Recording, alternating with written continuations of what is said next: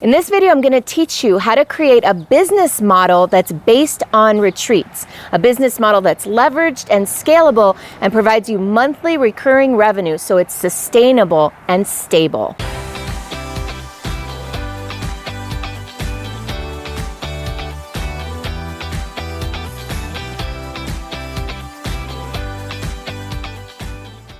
When I first started my coaching and consulting business, I had this dream. I wanted to be my own boss. I wanted to call my own shots. I wanted to come in when I wanted to and leave when I wanted to. I wanted to take vacation without having to ask my boss for permission. But the problem is that dream quickly turned into a nightmare. I ended up being my own worst boss. I was working all the time, early mornings, late nights, weekends, etc. It wasn't until I shifted to a retreat business model that my business started to resemble what I originally wanted. The dream, the freedom, the abundance, and the joy of doing work that was actually fulfilling and aligned with who I am. That's why I'm so passionate about retreats as a business model. So in this video, I'm going to share with you what that model looks like and how you can put that into place. So the key to the retreat business model, the way we practice it successfully, is that it has three core components. The first core component is that there be a front end of the business, that there be something that attracts people to the retreat business, something that people want to experience in a retreat environment, an outcome they're looking to achieve, a community they want to connect with, something that they really want, something that draws them in. That's the front end. In my business, the front end is my speaking, these videos that you're watching. It's the podcast that I put out every single week. That's the front end of the business that keeps drawing new people in. Then there's the back end of the business. The back end of the retreat business in our model, the way we practice it, is a foundational retreat. This retreat is one that achieves and delivers to its attendees a very specific outcome. In our case, the 3-day immersion retreat that we use as our foundational program lets people walk away with a business plan and a 90-day plan and clarity about what it is they want to do in their business. The third component of the retreat business that makes it leveraged, scalable, stable, and sustainable is the big back end. The big back end is what drives monthly recurring revenues. And the key is that everything that we do leads to this big back end. In our world, the big back end is a year-long program that people join to get a full year-long transformation. So there are 7 steps to the retreat model the way that I've designed it. And let me just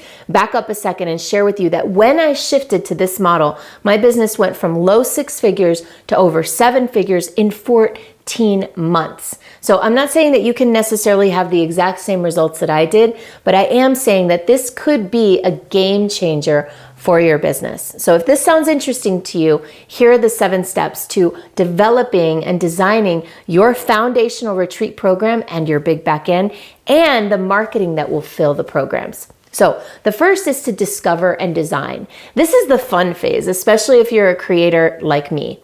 So this is the part where we look at who are the people we want to serve in our foundational retreat? What are the pain points and problems that they're struggling with?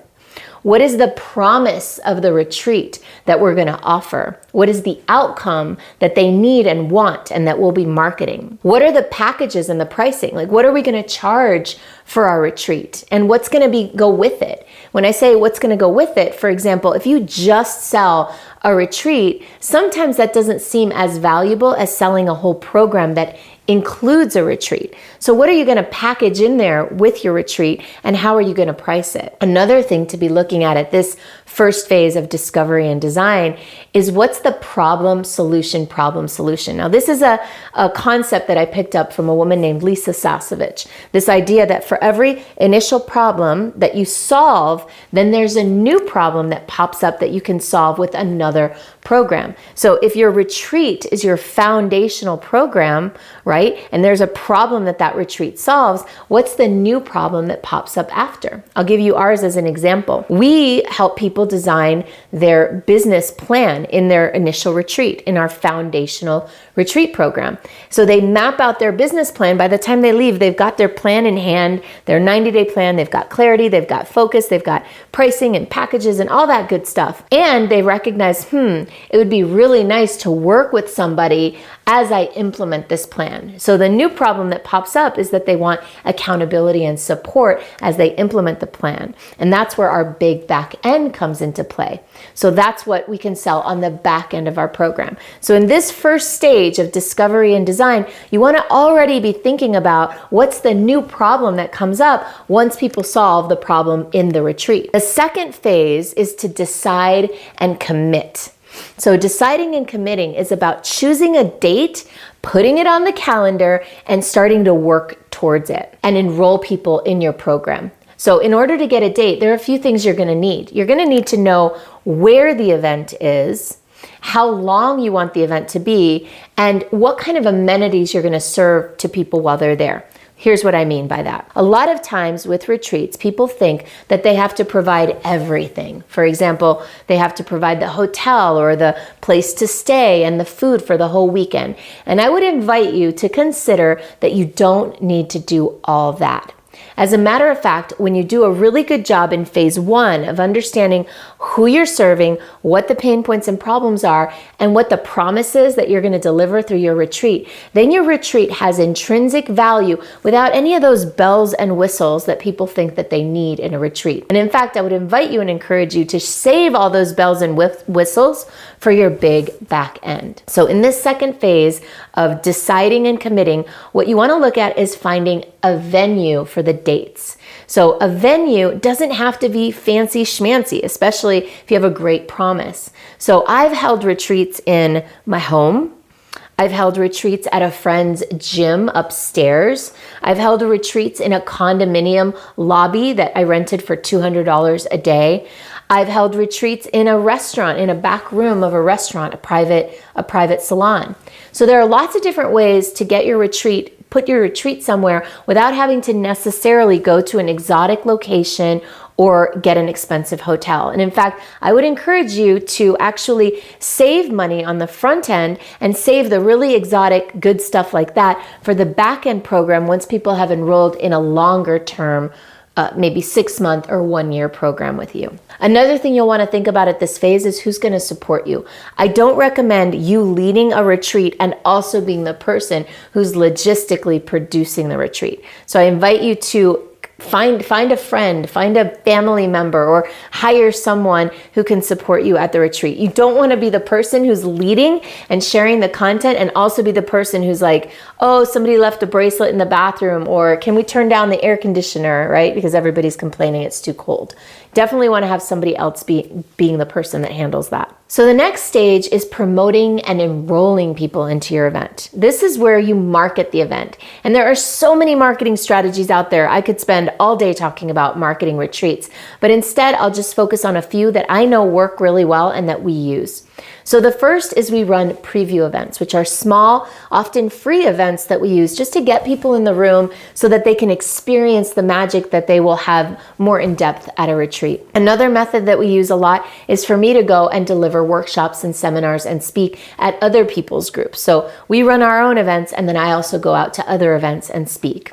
And another strategy that we use really well is email marketing. So we use emails we cultivate everybody who comes to our events, everybody who signs up for our mailing list, and we just promote our events to them. Oh, and one more strategy that works really well that we've just recently started using is Facebook ads. So we don't even spend a lot of money on it, but we just send out to our groups, to our lookalike audiences. We send out the word that we're having an event, and usually the event is free, and so we have a lot of people sign up for that. So those are some ways that you can use to promote your retreat. And then you want to enroll people in your retreat. And the way to do that, the best way to do that, honestly, is by the phone. So setting up what we call discovery calls or strategy sessions with people who are interested in your retreat, getting on the phone with them, finding out what they're struggling with, and making sure that they're a fit. And I cannot stress this enough, because if you're going to do a retreat business model, you've got to make sure you have the right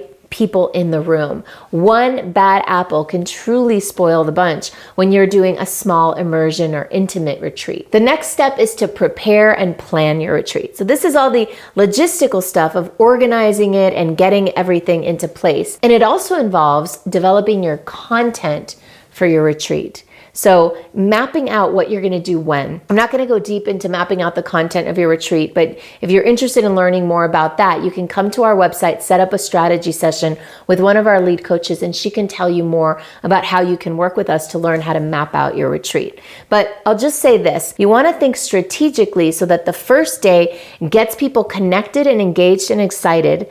The second day, they dig into the problems that they're facing and they have some aha moments and make some decisions about whatever it is they're dealing with. And then the third day, they can create a plan of action for when they leave.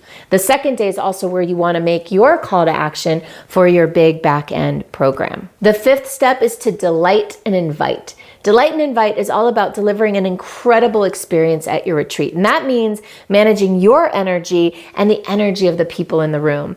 If you show up nervous or fearful or anxious or scared, the people in the room will feel that, especially since it's such a small event. So it's doubly, triply important that you manage your own mindset and your own energy before ever even walking in the room. It also means varying the different ways that you deliver content at your retreat. Some people walk in and just want to talk the whole time.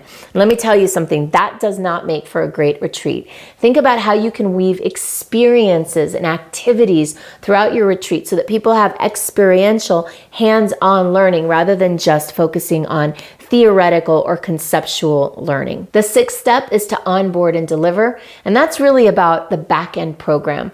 At your retreat, you'll make an offer for people to join some sort of monthly recurring membership or group or some sort of ongoing program.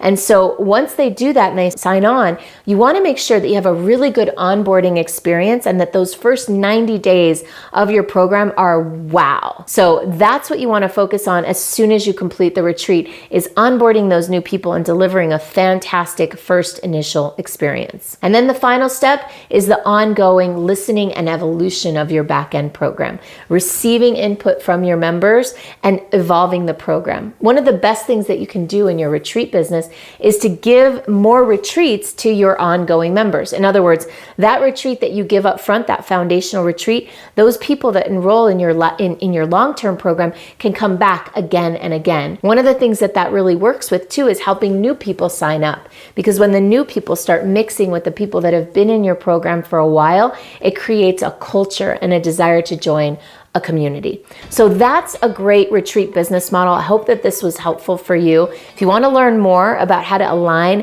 what you do with who you really are, then go ahead and click the link below and sign up for my Monetize Your Magic playbook. See you on the next video.